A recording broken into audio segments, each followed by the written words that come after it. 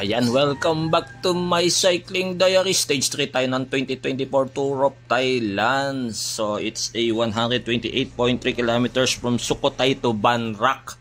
So, ayan, no, nakaka-proud. Another Filipino sa breakaway. Nung unang araw, si Ryan Tugawi. Nung pangalawa, si Efren Reyes. Ngayon naman, si Idol Joshua Pascual. So, kasama siya sa 4-rider first group. So, yung nakikita natin na yan, second intermediate sprint yan, ha. Last 1 kilometer to second intermediate sprint. So, may premuhan yan. 1 to 3 ang magkakapera dyan.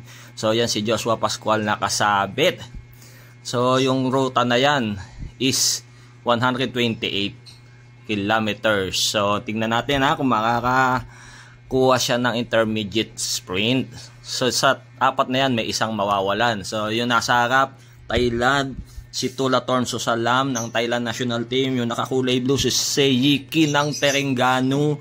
Tapos, yung nakakulay pula na may puti, si Thomas Tong ng Singapore. So, malalakas lahat yan, ha. Yung Terengganu yung nasa harap. Ayun, nakakulay blue. Bumuelo, sinundan ng taga Thailand, nakakasunod si Pascual pangatlo. So, binuelo ng taga Terengganu. Parang yung Terengganu mananalo. Second Thailand, third si Pascual. Ayun, congratulations Joshua Pascual. Nakaka-proud, Pinoy.